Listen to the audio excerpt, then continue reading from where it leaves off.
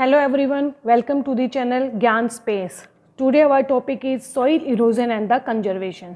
सबसे पहले हम समझेंगे soil erosion क्या होता है. Soil मतलब मिट्टी, erosion मतलब होता है किसी चीज़ का रिमूव होना. जैसे कि ज़मीन के ऊपर जो सबसे ऊपर टॉप लेयर होती है, जो बहुत ही उपजाऊ होती है, फर्टाइल होती है, उसका रिमूव हो जाना, उसको बोलते हैं soil erosion and the conservation. मतलब मिट्टी को हम कैसे कंजर्व मतलब प्रिजर्व करके मीन्स बचाकर कैसे रख सकते हैं. हाउ सॉइल फॉर्म्स, मिट्टी कैसे बनती है. सबसे पहले हम ये समझेंगे जो हमारे चारों ओर की ज़मीन है वो चेंज होती रहती है लगातार. कुछ चेंजेज है वो बहुत ही धीरे धीरे होते हैं और कुछ चेंजेस है जिनको होने में बहुत ज़्यादा टाइम लगता है. जैसे कि जो हिमालयन माउंटेन है उसको बनने में बहुत ज़्यादा टाइम लगा है, और जो चेंजेस हमारे चारों साइड बहुत जल्दी होते हैं जैसे वो होते हैं अर्थक्वेक, भूकंप, बाढ़ और वोल्केनो की वजह से. इन तीनों की वजह से हमारे चारों ओर की मिट्टी है उसमें बहुत जल्दी बदलाव आता है. और जो हिमालय माउंटेन्स है वो बने हैं बहुत ही मिलियंस ईयर्स पहले, मिलियंस ईयर्स चेंज की वजह से. The rock on the land change to, जो रॉक है, जो ज़मीन पर रॉक है वो भी बदलती रहती है. हमने पहले ही पढ़ा है जो ग्राउंड है वो, जो ज़मीन है वो मोस्टली सॉलिड रॉक फॉर्म में है. सॉइल फॉर्मेशन अकर होता है जब इन चट्टानों पर, जो ये चट्टानें हैं जिस जो ज़मीन पर है, इन पर जब प्रेशर पड़ता है, कांस्टेंट मतलब लगातार एक्सपोजर होता है, प्रेशर पड़ता है किसका, सन, रेन, विंड और वेदर का. जब इन सब चीज़ों में सूर्य, बारिश, गर्मी, हवा और मौसम का जब इन पर जब प्रेशर पड़ता है रॉक्स पर तो वो चेंज हो जाती है और वो वीक हो जाती है और वो टूटने लग जाते हैं. द वीकनिंग ऑफ रॉक्स, जो रॉक चट्टानें कमज़ोर हो जाती है due to exposure of these elements. बारिश, सूरज, हवा और इन वेदर की वजह से वो वीक हो जाती है और वो छोटे छोटे स्मॉल पीसीज में ब्रेक हो जाती है ओवर मिलियंस ऑफ ईयर्स, बहुत सालों में. दीज पीसीज, और ये छोटे छोटे चट्टान के पीस एक बिल्कुल छोटे छोटे टीनी ग्रेन्स में चेंज हो जाते हैं जिसको बोलते हैं soil. This is an ongoing process. Ongoing process मतलब ये अभी भी चल रही है. सॉइल दस फॉर्म कंटेन, इस तरह से जो मिट्टी बनती है उसमें उसी तरह के पीसीस होते हैं. पानी होता है, वाटर होता है और एयर होता है. सॉइल फाउंड, अलग अलग जगह पर अलग अलग तरह की मिट्टी मिलती है क्योंकि वो अलग अलग तरह की चट्टानों से बनी होती है, और जिस तरह की चट्टान से वो बनी होती है उस तरह के उसमें मिनरल्स प्रेजेंट होते हैं. तो मिट्टी सैंडी भी हो सकती है, क्लेई भी हो सकती है और लॉम भी हो सकती है. और जो बहुत जो प्लांट्स होते हैं वो हमेशा लोम मिट्टी में उगते हैं. The soil is found in the layers, जो मिट्टी होती है वो लेयर्स में प्रेजेंट होती है. These layers can easily observed by their color. हम उनके लेयर को उनके कलर से ऑब्जर्व कर सकते हैं. जैसे कि ये टॉप सॉइल है, ऊपर की सॉइल है, ये उसको ह्यूमस बोलते हैं. नीचे की मिट्टी सब सॉइल होगी, उसके नीचे पेरेंट मटेरियल हो गया, मतलब कि जो बहुत पुराना मटेरियल है. देन बेड रॉक, जो कि मेन चट्टानें हैं.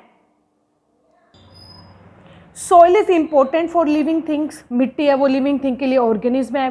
प्लांट को सॉइल चाहिए उगने के लिए, उसमें बहुत सारे न्यूट्रिएंट होते हैं जो कि उन्हें ग्रो करने में हेल्प करते हैं. और जो पेड़ होते हैं वो हमें शेल्टर देते हैं और हम उनसे फूड भी लेते हैं.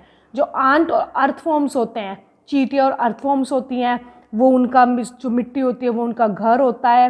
They also depend on the soil, और वो मिट्टी पर खाने के लिए, क्लोथिंग और शेल्टर के लिए भी डिपेंड होते हैं. Next is the soil erosion. Soil erosion का मतलब क्या है. All over the earth rocks break to form the soil. पूरी की पूरी अर्थ पर जो चट्टानें हैं वो टूट कर मिट्टी बनती है. But the soil does not always stay where it is formed. लेकिन मिट्टी वहाँ पर नहीं रहती जहाँ पर बनती है. ये एक प्लेस से दूसरी प्लेस पर पानी और हवा द्वारा ट्रांसफ़र की जाती है. The process of water and wind, यह काम अगर पानी और हवा के द्वारा एक जगह की मिट्टी को जब दूसरी जगह पर लेके जाया जाता है उसको बोलते हैं soil erosion. Water causes erosion, जो पानी है वो इरोजन कैसे करता है. जैसे कि कहीं पर बारिश हुई, this is the sloppy area, जहाँ पर स्लोप है, बारिश की बूंदें यहाँ पर गिरी और वो बारिश की बूंदों के साथ साथ जो मिट्टी के कण हैं वो नीचे जमा हो जाते हैं और वो एक जगह से दूसरी जगह पर डिस्प्लेस हो जाते हैं। व्हेन इट रेन्स, जब बारिश होती है तो कुछ पानी को मिट्टी सोख लेती है और कुछ को इवेपरेट कर देती है। The rest of rain water flows over the land, और बाकी की जो बारिश होती है वो क्या करती है, वो बहती है, वो पानी बहता है और उस बहते हुए पानी के साथ मिट्टी के कण हैं वो भी चले जाते हैं और जिससे क्या होता है, सॉइल इरोजन होता है। The faster the flow of water, जितनी तेज पानी का बहाव होता है उतनी as the more erosion it causes, उतना ही ज़्यादा इरोजन होता है। Heavy soil erosion occurs in hill, जो ज़्यादा सॉइल इरोजन होता है ना वो पहाड़ी एरियो में होता है। एज द वाटर फ्लो, क्योंकि वहाँ पर पानी है वो स्लोप में ऊपर से नीचे जाता रहता है। जैसे जैसे पानी ऊपर से नीचे जाएगा मिट्टी भी बहकर नीचे चली जाएगी, इसे बोलते हैं soil erosion. The flowing of water of a river causes soil erosion, और फिर जहाँ पर नीचे जहाँ पर मिट्टी जमा हो गई है वहाँ पर कोई नदी बहेगी तो पानी को सारी मिट्टी को बहाकर ले जाती है। And more soil is added to the water, और पानी में ज़्यादा से ज़्यादा मिट्टी ऐड हो जाती है। ऑन रीचिंग ऑफ प्लेन्स, और वो जब मिट्टी प्लेन के एरिया में जाती है तो रिवर स्लो डाउन, और जो नदी है वो बहुत धीरे बहती है और इसकी वजह से जो नदी है वो मिट्टी के कण को नहीं लेके जा सकती और वो उनको डिपॉजिट कर देती है उनके किनारों पर, नदी के किनारों पर। Part of the soil therefore get deposit on the वो, और रास्ते में बहुत सारी मिट्टी इकट्ठी हो जाती है और जिसका वहाँ पर कोई भी यूज़ नहीं है। If the amount of erosion is hilly area is large, अगर हिली एरिया में सोइल इरोजन ज़्यादा होता है तो नदी के चारों ओर जो मिट्टी है वो भी ज़्यादा डिपॉजिट हो जाती है। This can cause the river to change its course and the cause flooding, और इस वजह से क्या होता है, बाढ़ आती है and loss of life and property, इससे हमें प्रॉपर्टी और लाइफ का नुकसान होता है।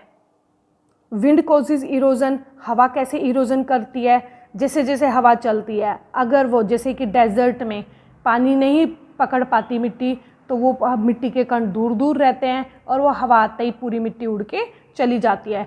सम प्लेसेस जैसे कि डेजर्ट और सेमी डेजर्ट है, वहाँ पर कुछ प्लांट है, कुछ कम ही प्लांट होते हैं, ज़्यादा प्लांट नहीं होते, इसलिए वे मिट्टी को बाइंड नहीं कर पाते। हेयर विंड कैन ब्लो, और वो मिट्टी की जो टॉप लेयर है उसको उड़ाकर ले जाती है। हार्डर द विंड ब्लो, जितनी तेज़ हवा होती है उतनी ही ज़्यादा मिट्टी को वो दूर उड़ा देती है। अ डस्ट स्टॉर्म, तो जो तूफान चलता है मिट्टी का, is an example of soil erosion of fast moving wind, वो एक एग्जाम्पल है फास्ट मूविंग विंड का।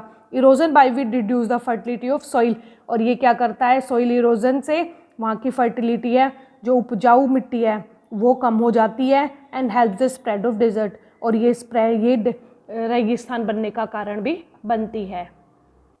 ह्यूमन्स एक्टिविटी, मतलब जो इंसान है वो ऐसा कौन कौन सा काम करता है जिसकी वजह से सॉइल इरोजन होता है। तो सबसे पहले होता है deforestation. There is the word deforestation. De मतलब रिमूव करना, फॉरेस्ट मतलब जंगल को रिमूव करने का मतलब है कि हमें पेड़ों को काटना। तो अगर हम पेड़ काटते हैं तो पेड़ क्या करते हैं, मिट्टी को बांधे रखता है, और अगर हमने पेड़ काट दिए तो मिट्टी फ्री हो जाएगी जाने के लिए। तो ये सबसे मेन कारण होता है deforestation. Everywhere on the earth wind and water help to soil formation, जो ये सब चीज़ें सॉइल फॉर्मेशन में हेल्प करती है, हवा पानी ये सब चीज़ें। But they also cause soil erosion, इनकी वजह से सॉइल इरोजन भी होता है। Soil erosion is reduced by vegetation. Vegetation मतलब होता है पेड़ पौधे लगाना, घास लगाना, ये सब चीज़ें। The plant the roots of plant की रूट्स है वो मिट्टी को पकड़े रखती है और उसको बहने नहीं देती। ह्यूमन्स हैव क्लियर्ड, ह्यूमन्स ने बहुत सारा जंगल है उसके एरिए को क्लियर कर दिया है, जिसकी वजह से हमारे जो सॉइल इरोजन है वो बहुत ज़्यादा हो रहा है। This deforestation has left land bare, उन्होंने पेड़ों को काटने की वजह से उन्होंने ज़मीन को खाली छोड़ दिया है, और जिसकी वजह से जो मिट्टी है वो फ्री हो गई है, और थोड़ी सी बारिश होने पर ही जैसे कि you can see in this diagram, यहाँ पर बहुत सारे प्लांट्स हैं, लेकिन अगर अगर हम इनको काटेंगे तो यहाँ की मिट्टी फ्री हो जाएगी और थोड़ी सी बारिश में सारी ही मिट्टी बहकर नीचे आ जाएगी। You can see in this diagram. तो डिफोरेस्टेशन किसका काम होता है? डिफोरेस्टेशन से सॉइल इरोजन बढ़ता है। बेयर मतलब होता है यहाँ पर जिस ज़मीन को हम खाली छोड़ देते हैं। Soil has that developed over thousand of years. Soil है वो डेवलप हो गई है इस बहुत सालों के कारण, बहुत सालों के प्रेशर के कारण रॉक से डेवलप हुई है, बट ये डिसअपीयर हो रही है because of deforestation. Plowing of farmland leaves the soil loose. It can then be more easily eroded by the water and the wind. जैसे हम प्लोइंग मतलब होता है खेत को जोतना, हम खेत को जोत कर उसको छोड़ देते हैं और मिट्टी को लूज छोड़ देते हैं, उसमें कुछ भी नहीं उगाते, तो उसमें क्या होता है, उसमें इरोजन ज़्यादा होता है पानी और हवा से। The activities of human has increase soil erosion. तो ह्यूमन्स की एक्टिविटी ने सोइल इरोजन को बढ़ा दिया है। टुडे फॉर एग्जाम्पल, जैसे कि top soil of agriculture land is being lost several times faster than it is formed. जो हमारी ज़मीन की जो सबसे टॉप लेयर है वो बहुत जल्दी रिमूव हो रही है और इतनी जल्दी वो बनती नहीं है।